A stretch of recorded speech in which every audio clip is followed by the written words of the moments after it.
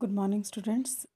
आज हम न्यूमेरिकली यहाँ पे सीखेंगे कि कैसे जो है हम रिसीट एंड पेमेंट अकाउंट जो हैं वो बनाते हैं, तैयार करते हैं, प्रिपेयर करते हैं। तो जैसे ये क्वेश्चन हमारे पास दिया हुआ है, from the following particulars relating to Chandigarh tennis club prepare receipt and payment account for the year ended 31 December 2015। ठीक है, और ये हमारे पास क्वेश्चंस में हम ट्रांजैक्शंस जो हैं वो दी गई हैं। कैश इन हैंड है हमारे पास। देखो ये दिया है फर्स्ट 2015, दैट मीन्स ये हमारा ओपनिंग बैलेंस है। खाते क्लोज जो है वो 31/12/2015 को हो रहे हैं। ठीक है, तो कैश इन हैंड जो है हमारे पास 500 है। कैश एट बैंक हमारे पास दिया है। Subscription receive during the year दिया है। एंट्रांस फीस कलेक्टेड दी हुई है। सेल ऑफ ऑल न्यूज़पेपर दिया हुआ है। लॉकर रेंट रिसीव्ड दिया है। रेंट पेड दिया है। सैलरी पेड दिया है।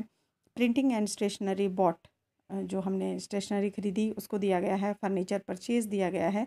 और साथ में cash in hand on 31 December 2015 closing balance means आपको कैश का जो है ओपनिंग और क्लोजिंग दोनों तरह के बैलेंस दिए हुए हैं।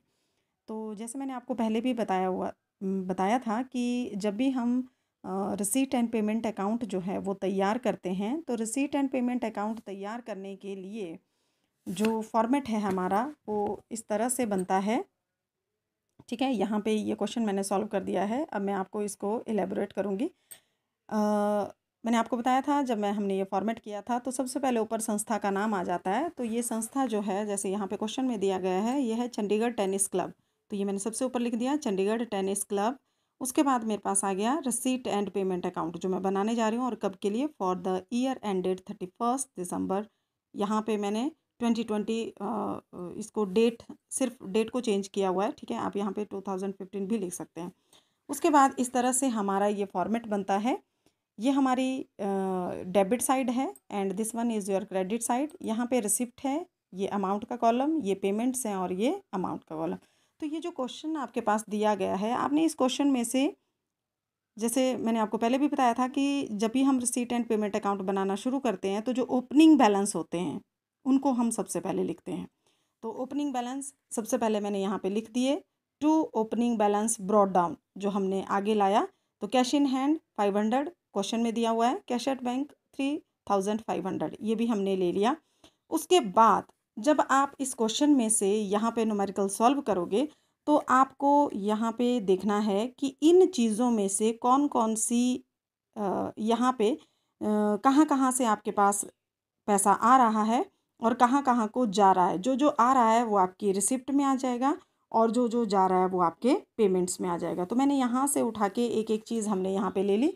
जैसे सबसे पहले मैंने लिया टू सब्सक्रिप्शन। सब्सक्रिप्शन होता है चंदा, मैंने आपको बताया था, जो कलेक्ट किया जाता है एनपीओज़ के द्वारा। तो ये रिसिप्ट है, ये हमने यहाँ पे ले ली 12,000।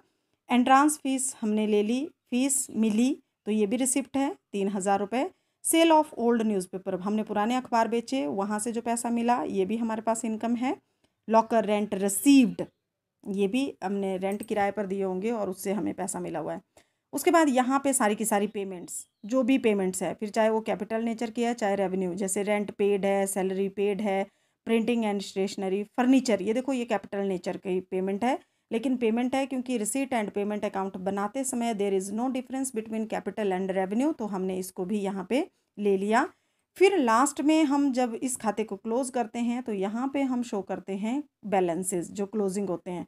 तो यहाँ पे मैंने मेंशन कर दिया बाय बैलेंस कैरी डाउन, यहाँ पे ब्रॉट डाउन आता है और इधर आता है carry down. C D means carried down. ठीक है, तो कैश इन हैंड ये मेरे पास गिवन है क्वेश्चन में। फिर मैंने इसकी बैलेंसिंग की। ठीक है, बैलेंसिंग आपने लास्ट ईयर भी सीखी होगी, खातों की होगी। तो पहले मैं इन दोनों साइड्स का हम टोटल करेंगे। ठीक है, तो इस साइड का टोटल ज़्यादा है 20,200। फिर इस टोटल को मैंने दोनों खातों का खाता जो होता है उसके दोनों पक्षों का जोड़ हमेशा ही बराबर होता है। क्यों? क्योंकि हम फॉलो कर रहे हैं डबल एंट्री सिस्टम, इसलिए ये इक्वल ही हमने करना है। तो इसको इक्विवेलेंट लिख के फिर इस टोटल में से मैंने इधर वाला टोटल माइनस किया। फिर मेरे पास जो अमाउंट आया ये बचा मेरे पास बैलेंस कैश एट बैंक, और इसको हम बोलते हैं, मैंने यहाँ पे देखो लिखा है BF। BF means balancing figure, और ये आया 8700। ठीक है, तो ये बना आपका receipt and payment account.